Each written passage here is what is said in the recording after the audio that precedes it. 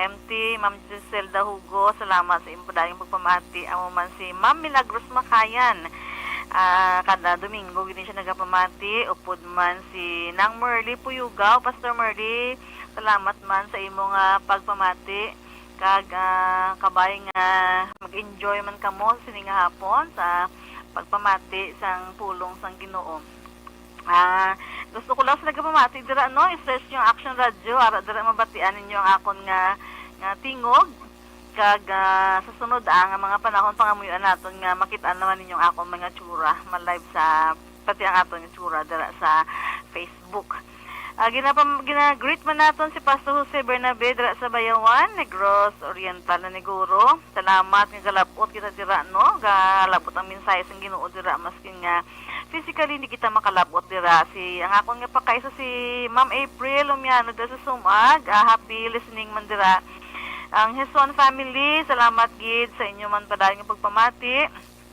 Si Ma'am Icoli, si Ma'am Ellen, ang akong mga co-teachers dira sa Sandoman Elementary School 1, salamat gid sa inyong padayon nga pagpamati. Na uli ang aton nga pag-announce ang aton nga programa sa sini nga Domingo no, kadto na damo sa mga ginaobra mga reports naton. Pero salamat sa Ginoo nga hindi ko man ma-mention ang imong ngalan sa sini nga hapon abyan. Ikaw padayon nga nagapamati, kag padayon nga nagasuporta sang programa diri naton, kag nagapamati sang pulong sang Ginoo. Abiyan, magapangamuyo kita sa ating pagpadayon sa ating programa sa sining hapon. Dios nga Amay, balaan namon nga Dios, nagapasalamat kami sa imong katutom sa amon, sa pihak sang amon nga mga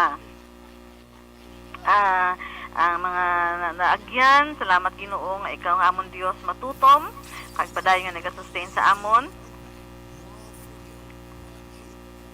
Salamat sa sining hapon. Salamat gid Ginoo nga ikaw ang amon Dios, amon nga mapalapitan. Kag inimbitan namon ikaw nga maghambal sa akon nga biyan sining hapon. Kagabay ang imong mga pulong. Nagahatag sa amon sang strength, encouragement, and even hope sa padayon namon nga pag-atubang sining nga pandemic. Salamat gid sa sining hapon Ginoo, inatugyan namon ang amon nga programa kag ini akong abyan nga nagapamati sa sining nga hapon. Ning amon pangamuyo, upod man ang pagpangayo sang patawad sang amon makasalanan, kag kabay Ginoo nga pangintakuson mo kami nga magabaton sa imong mga pulong sa sining hapon. Sa ngalan sa Kristo nga amon nga pangamuyo. Amen. Biyan ang atong pamalandong sa sining hapon, ang tigulo sini hidden treasure, nakatago nga manggad. Bawo kalabanan sa aton no, mga may manggad ka mo dira, ginatago gid hindi makitaan. Akon nga saban sa una ga pangakit na sobrang nga tago hindi na makita. Pero sa sining hapon ini nga treasure maski nakatago ini, makitaan ang sinuman gusto nga makakita sini. Ang ating nga basahon sa Matthew 13 verse 44. Pagdason magkakadto kita sa Romans chapter 14 verse 17. Romans chapter basa kita anay sa Romans chapter 14 verse 17. For the kingdom of God is not meat and drink, but righteousness and peace and joy in the Holy Ghost. Kag sa Matthew 13 verse 44, the kingdom of heaven is like a treasure hidden in a field which a man found and covered up. Then in his joy he goes and sells all that he has and buys that field. Kanami abyan sa aton nga ginbasa nung doon nagapa-excite sa aton parte ini sa kingdom of heaven.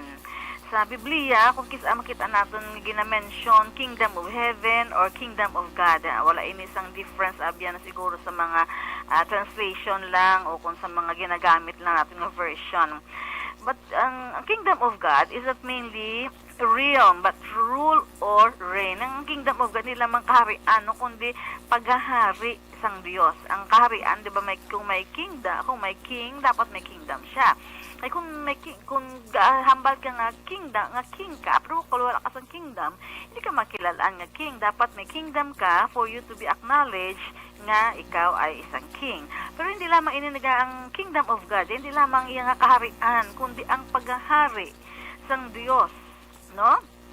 doesn't merely speak of the kingdom, but his rule or his reign in the lives of people.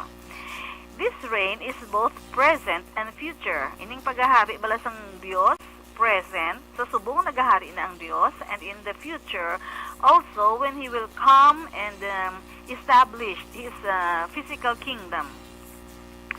Ang blessings nga ginabato natin sa mong kay Kristo is great. Anong mga blessings ini? We have the forgiveness of sins, acceptance with the Father, wala na sang condemnation sa aton ng mga kasalanan, the fellowship of Jesus and by His Spirit in our lives, gifts of the Spirit, nabala naman natin mga gifts of the Spirit, no? Love, joy, peace, long-suffering, meekness, gentleness, and then, ang isa pa ka-blessings ng Ginoo sa aton is the usefulness in the ministry.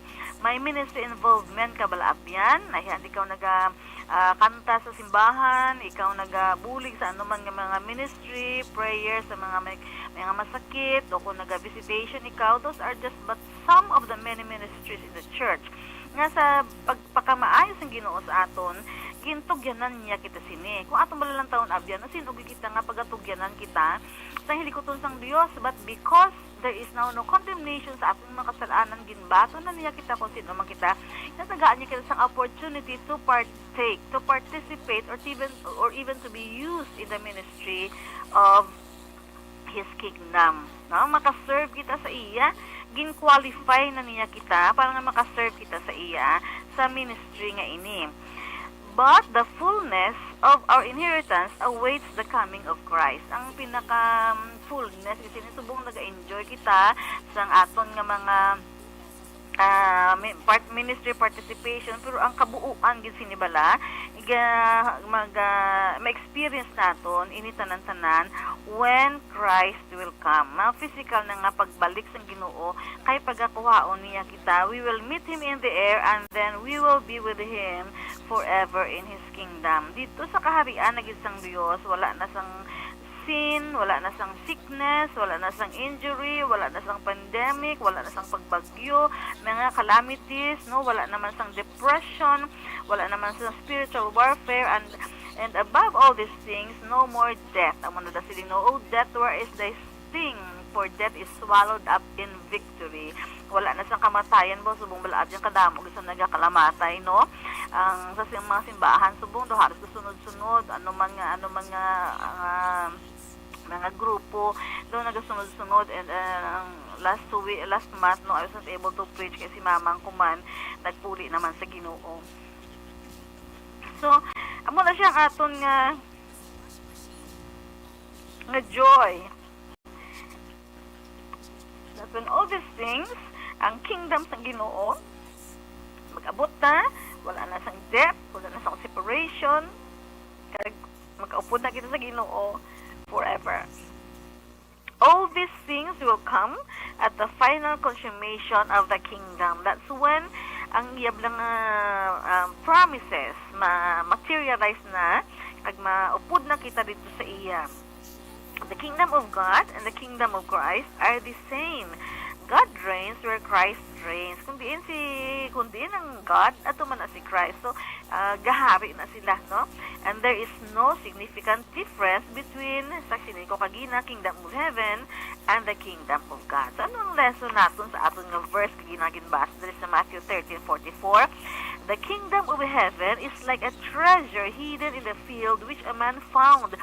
Ang kaharian sang Dios pareho sang manggat nga nakatago sa isa ka field, sa isa ka uma, nga sang nakita ni isang tao, ginbaligya niya ang itanan-tanan because of his joy, ang overflowing niya nga ginbaligya niya itanan-tanan nga manggad para baklon ang field kung sa diin dito nakalubong ang manggad. So anong lesson natin dire? The kingdom of God is so valuable that losing everything on earth but getting the kingdom is a happy trade-off. No, inang ibaligya mo imutan nga manggad para makuha mo lang ang field, isa ka maripayon nga pagbayluhanay, no, kaga ibaligya mo imo nga imo nga manggad tanan para mabakal mo lang to ang field kay adto dito ang manggad. Now if we lose everything in order to have this field, daw kanami isang sakripisyo. Wala mo lang ginabatsik ang maligya mo yung nga tanan-tanan because overflowing ang imong nga joy, ang expectation mo nga mabaton kuni ang makuha kuni ang field nga ini at dito ang manggad si ang imo yang trade off ya ang imo nga pagbaylo bala waay sang kasubo waay sang imo nga daw pag hinulsol kay ang ginalagas mo ang manggad nga adto dito sa field. And now, the focus is on the value of the kingdom. Ang imo bala ginapinsa hindi lamang ang field kundi ang ara dito nga manggad which is the kingdom of God. The worth of having God ruling over you and for you over everything else is worth the trade-off. Nga naghari lang ang Dios sa imo nga kabuhi. Siya ang nagapanguna sa imo is worth giving up anything nga imo nga silimo gisakripisyo mo. Actually di magina sakripisyo no kay balaan mo nga ginbaylo mo ang kaharian sang Dios. So do ko sa for example Sunday inang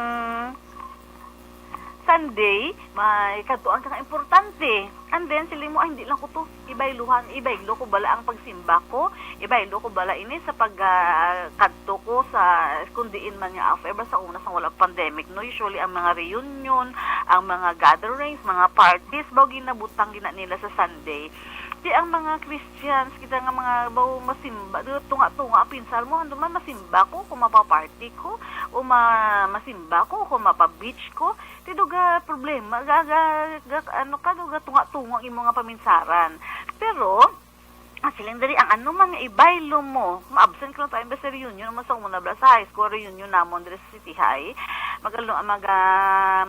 ng alumni homecoming bo ka once lang ko naka-attend ang aman kay permi Domingo tapos nag-obra pa ko sa church amo ginang busiest day sa bilog nga semana so daw hindi mo mabaylo gid ang imo nga pag-attend sa alumni kaysa sa mga obra mo sa simbahan. So amo di ginahambal diri no nga ang trade off niya ginbaligya yang iya nga field ginbaligya yang iya nga manggad para nga mabakal niya ang field kay ato dito ang manggad. So mo ina no when you exchange your priorities in life and you prioritize Christ hindi mo makitaan ang sakripisyo. In fact ga-overflow pag gid ang imo nga joy nga ina siya malahalon gid nga pagbakal sang duta. If the omnipotent all-wise God is ruling over all things for your joy, everything must be working for your good no matter how painful ang mga gakalatabo sa imo nga kabuhi. Amo na bala ang ginahambal diri nga sang nabalaan niya nga adto dito ang manggad na kadto sa field nga ato ginbaligya ang tanan-tanan niya para lamang mabakal niya ang field. So regardless siguro of the price ng field no basta ginbaligya niya lang para nga kuhaon ginbaligya niya nga mga ari-arian niya para nga mabakal niya ang field. Ay man ano ginapaminsar niya ang paghahari sang Dios sa akon nga kabuhi o ang pagkabakal ko sang field is more than sang manggad ko subong. What is in the field? Ang treasure nga hindi mabakal sang ano paman. Amuin ang paghahari sang Dios sa aton nga kabuhi. The truth here is not that the kingdom is bought. Wala, hindi pwede natin baklon para maging makasulod kita sa langit. Kaya kung pabakal-bakal, siniti kaluluoy kita sini nga wala kwarta. Ti ang mga manggarano lang tugalit tanan-tanan pero hambas ang Dios no ang ginbasa sa Blakagina sa Romans chapter 14 verse 17 the kingdom of God is not meat or drink but righteousness, peace and joy. So ang truth diri hindi nato nga pwede baklon ang ginahambal lamang diri is that ang imong in exchange but if the kingdom of God costs everything you have it's worth it. Ano kaya hambal natin ang na-notice natin sa aton nga verse sang nabalaan sang lalaking adto didto ang treasure tago in his joy he goes and sells all that he has gid baligya gid ang tanan-tanan sila regardless of the price I have to buy this land. So in kundi niya, wala igin paminsan ang madula sa iya, kundi igin paminsan niya, paano niya ini makuha. Ano tanda mo, abyan, wala ginabakal ang kingdom. Ginapakita lamang diri nga, ginhatag ni ang iya nga tanan-tanan. You have to, anong kanta natin gani? I surrender all to Jesus, I surrender. Ang muna da ginahambal nila, no? Nga ihatag mo gid ang tanan sa Ginoo. Amo niya gin baligya, gid ang tanan-tanan para lamang makbakal niya ang duta. The man sold everything he had, and he did it with joy. Hindi nga daw nabuglalayan sa o kung napilitan lamang siya, kundi he voluntarily silindri, and in his joy he goes and sells all that he has. Sa iya nga kalipay, bawa ka namin abyan, no? Magsimba ka bala, magserbisyo ka sa Ginoo, magserbisyo ka sa simbahan, hindi nga daw ginatulod ka, o kung siya nga maserbisyo ko, kay man gusto ko, may amo ko ni, kundi sa imo ni nga kalipay, amo na nga, nagaserbisyo ka sa Ginoo.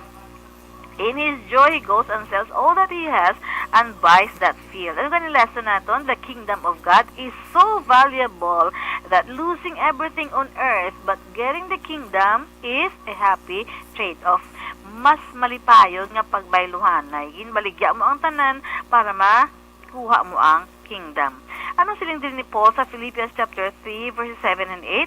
Whatever gain I had, ang mga naagom ni Apostol Pablo before he knew God, ang iyang ang success niya, ang manggad niya, siling niya, I counted as lose for the sake of Christ.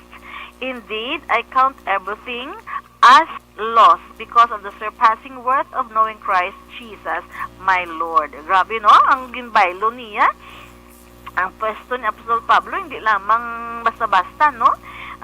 Siya sa grupo sa mga matataas nga tao sa lipunan, kagdason ang iyaman nga ang alam, no? Siling nagin-train siya sa he was trained at the feet of Gamaliel, isa ka alam nga maestro sa unang nga panahon. Ba siling nga ang tanan nga ini I counted as loss because nga surpassing worth of knowing Christ, sa pagkilala ko sa akon nga Ginoo. And then we continue sa Philippians chapter 3 verses 7 and 8. For his sake, for Christ's sake, si Apostol Pablo, I have suffered the loss of all things and count them as rubbish in order that I may gain Christ. Diba, grabe, abyan, no? Ingaw nagapamatin sininga po sininga. Para sa kay Kristo gintanaw ko ang tanan-tanan nga ini nga basura para lamang makilala ko si Kristo. Wala kita sa ipabugaw sa Ginoo mo, ano man nga success naton, ano man nga manggad ang ara sa aton. Sili ni Apostol Pablo, tanan inigin lantaw ko nga basura, rubbish, for the sake, in order that I may gain Christ. Sa parable abyan, aton makita diri nga ang tawo nga ini siling niya na he sold everything he has. Bawagin baligya yagid ang tanan-tanan niya, everything. Among man kay Apostol Pablo, he suffered the loss of all things that he may gain Christ. Ginbayaan niyang tanan-tanan. In fact, ang pagkabaguhin nga pagka-convert bala kay Apostol Pablo, it took some time for those Christians nga kilalahon siya kasi Apostol Pablo is a persecutor of the church. In fact, nambal ganing ara siya to sa sanggin na bato bala ang first Christian martyr na si Stephen at tuto siya. Pero siling na Apostol Pablo, for Paul he said, he suffered that the loss of all things. No? Why na kumpara siling nga sa akon nga pagkilala sa kay Kristo.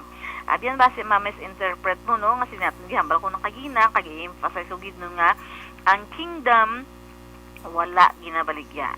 But the point here is that ang imo bala nga pagbaylo sang imo nga kabuhi o pagsurrender mo sa kay Kristo. Because abyan sa sininga hapon, the kingdom of God is received without pay. Libre ini abyan sa sininga hapon. Amo ini ang permig naton ginapang imbitara. Libre ini ang kingdom of God. If you want nga makasulod ka sa kingdom of God, libre ini abyan. Ano lang din ang ginasiling, no? ABC, accept Christ as your Lord and Savior. Believe in Christ, and then confess that you are a sinner. Amo lang na abyan simple katama no, A B C. Batono nimo siya sa imong kabuhi, tuuhan nimo siya kag ikumpisar nimo imong mga kasalanan, then you can be part of the kingdom of God. Matthew 5 verse 3, Blessed are the poor in spirit, for theirs is the kingdom of heaven.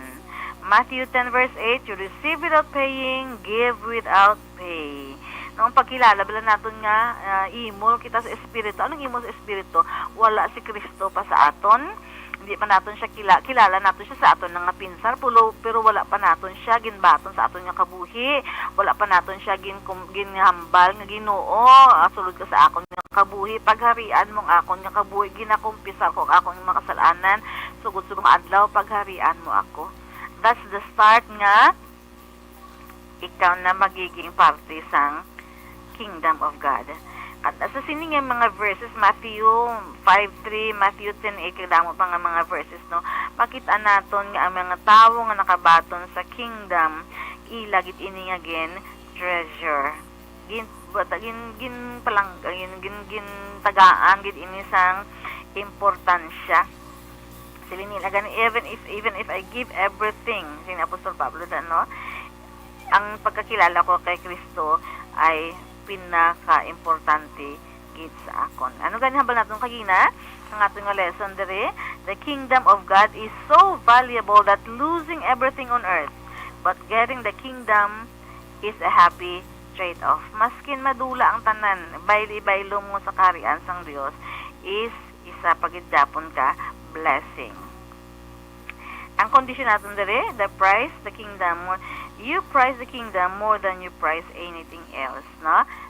Sa nakitaan niya, nakitaan sa tao nga nakalubong dito ang manggad, ginbaligya iya ang tanan-tanan, wala na siya naminsa kung ano pa, basta siling niya, ibaligya ako ang tanan nga mga ari-arian ko para lamang makuha ko to ang kingdom. The point of selling everything is simply to show where your heart is. Ano ganing hambal sa Matthew 6 verse 21? Where your treasure is, there your heart will be also. Kung di ang imo nga manggad, ara man ang imo nga tagipusoon. Di mo na butang imo nga manggad subong. Bawa mo ng iba, no? May mga CCTV na, tanan, may mga gwardiya na sa balay, kay manahadlok sila sa ilang nga manggad. Di ano nadaganing parable sang rich fool, sila sang Ginoo sa subong nga adlaw, sini nga gabi, kuhaon sa imo nga kalagti, din makado imo nga manggad. Uay, pero sa abyan sa sini nga hapon, kung batunon nimo si Kristo bilang imo nga Ginoo kag manluluwas, bilang imo nga gusto mo maging part of His kingdom, ang imo nga treasure is worth more than anything. So sa sini nga hapon abyan, gusto ko ikaw pamangkuton sang ginapamangkot naton permi. Gusto mo bala mangin parte sang ginharian sang Dios. It is your Father's good pleasure to give you the kingdom. Kalipay ini sang Ginoo nga ikaw magiging parte sang iya nga kaharian. In fact, sa Revelation mabasa nato, no, there are multitude of angels nga kalipay even just for one person nga gusto nga mangin parte sang ginharian sang Dios. So abyan, gusto ko ikaw pamangkuton sa sining hapon, kung ikaw man nagabiyahe o ara ka man sa radyo o kung sa imong nga balay nagahulhigda o kung nagapaminsar dira sang anuman mga problema sa kabuhi, una best abyan kilalahon naton si Kristo bilang aton nga Ginoo kag manluluwas, tuuhan naton siya kay ikumpisa naton mga kasalanan. Hindi ko man mahambal sa imo nga and everything will just be rose because even roses have thorns. But when you have Christ in your life, even sa tunga sang bagyo, dira na si mga disipulo nagatulog japon si Kristo. So abyan sa sining hapon, gusto ko ikaw imbitahan nga magbanga mo upod sa akon, ikumpisar naton ang aton nga mga kasalanan, kag karon kilalahon naton siya nga aton Ginoo kag manluwas, and then you will be part of His kingdom as He has promised. But as many as receive Him, to them gave them power to become children of God. So, abyan sa sininga hapon, ikaw akon nga pangunas nagpapangamuyo, kag imo nga kabigon ini nga pangamuyo, imo man nga pangamuyo. Ginoong Jesus, ginakilala ko ang akon nga mga kasalanan. Ginakumpisar ko nga ako nakasala sa akon nga paminsaron, sa akon mga ginahambal, maskin sa akon nga mga ginapanghimo. Sa sininga hapon, Ginoo, ginahinulsuran ko ang akon nga mga kasalanan, ginabuksan kong akong nga tagipusoon, ginabaton ko ikaw bilang akon nga Ginoo kag manluluwas. Ginoo, isulat ang akon nga ngalan sa libro sang kabuhi kag pasudla ako sa imo nga karian. Salamat gid nga sa sini nga hapon, ikaw nang akon nga Ginoo kag ako na ang imo nga anak. Sa ngalan ni Jesus, sining akon nga pangamuyo. Amen. Kag sining nga oras abyan, gusto ko naman ikaw nga akon nga pangamuyuan, base may mga atong problema naton dira, ang Ginoo, ang atong Dios, naghambal siya nga ano man ang aton nga cast all your cares upon Him, for He cares for you. Ginoo, sa sining nga hapon, nabatian nimo ining akon nga abyan nga nagpangamuyo sang pagbaton sa imo. Ang mga masunod ng mga inadlaw ayhan, madamo sa mga challenges, madamo sa problema siyang altubangon. Pero salamat Ginoo kay ikaw nang iyang kaupod, ikaw na maghatag sa isang wisdom, isang strength, even hope for a better tomorrow kay ikaw ang iyang Dios. Ginoo, sa sining nga hapon man, ginapangamuyuan kong akon nga abyan nga nagapamati, ayhan may mga masakit Ginoo, may mga kasubo, may mga problema sa obra, problema sa panimalay. Ginoo, ikaw nga amon Dios. Ikaw gid ang magahikap sa akon nga abyan subong. Reach out to this friend of mine, O Ginoo, ito this ano man ang iyang ginaatubang, ikaw ang amon Dios. Labuta siya Ginoo sa iyang sitwasyon subong, kag banguna siya Ginoo sang kusog nga naghalingid lamang sa imo. Ginoo, ang mga kinahanglanon sang obra, ginapangamuyan naman si Praisy sa iyang final defense this 6 p.m. Lord, give her wisdom.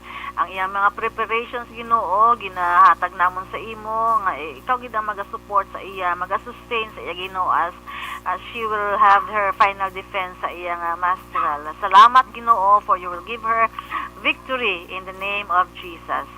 Ginoo, ang amon man nga mga abyan nga may mga latubangon sini nga maabot sa semana, abay Ginoo nga ikaw gid ang magahatag sa amon sang kaalam, magahatag sa amon sang kusog kagkabakod Ginoo. Salamat nga ikaw ang amon Dios, nagaupod gid sa amon sa tanan nga sitwasyon sang amon nga kabuhi. Salamat sa sining nga hapon Ginoo, salamat sang Action Radio, salamat Ginoo sang management, salamat gid Ginoo sang tanan nga ara dira, ang manager namon si Ma'am Nona, ang among nga technician Ginoo, ang tanan nga ara dira sa Action Radio, kabay Ginoo nga ikaw gid ang magpakamaayo, magahalong sa amon Ginoo as we continue to battle sang pandemic nga ara pagihapon. Kabay Ginoo nga ikaw magabubo sa imong pagpakamaayo sa amon nga gobyerno sang Bacolod City, among mas ang whole Philippines Ginoo. Ikaw maghatag sang wisdom, especially sa amon nga mga involved sa medical field. Kabay Ginoo nga ikaw man magpabakod sa ila physically sang adlaw-adlaw nga pag-atubang Ginoo sang mga may masakit. Salamat Ginoo nga ikaw ang amon Dios, ikaw ang amon Ginoo, hindi gid magapabaya sa amon. Ining amon pangamuyo, may pagpasalamat man sa amon nga sponsor, si Erlinda Johnson Ginoo, Robert and Erlinda Johnson. Salamat gid Ginoo sa padayon nila nga pag-support sini nga programa. Kabay nga labuton man nimo sila Ginoo sa imong nga pagpakamaayo, kag imo man nga paghalong Ginoo, maskin layo sila sa amon. Kag ang tanan nga naga-program diri Ginoo, ikaw man magapakamaayo sa amon tanan-tanan. Yang imong mga pulo nga ginasabog sa sini nga estasyon, hindi lamang magabalik nga wala sang pulos, kundi magahimo gid sang paagi nga magapuyo inis lagi pusoon sa nakapamati Ginoo, kag magabunga sang pagtugyan manila sa ilang kabuhi sa imo, kag pagsimba, kag pagserbisyo sa imo bilang amon Ginoo kag amon nga Dios. Salamat sa sini nga hapon. Ang amon nga pangamuyo sa Jesu Kristo, ang amon Ginoo kag manluluwas. Amen. Abyan, salamat sa imong pagpamati sa sining hapon. Ako si Mesilyn Daniel Zahula. Kung may mga pamangkot ikaw, kung may mga prayer request, ang ako na number 0945-5109818. Abyan, pwede ikaw maka-text sa imong mga prayer request o kung hatag man sa Facebook sa imong mga gusto mga concerns, ara man da ako sa Facebook. Liwat ang ako nga number 0945-5109818. You can just text or call me para nga ma-include mo namon ang anuman nga imong mga prayer request. Salamat gid kag ang pagpakamaayos ng Dios mapasa aton tanan-tanan. Maayong hapon. Radio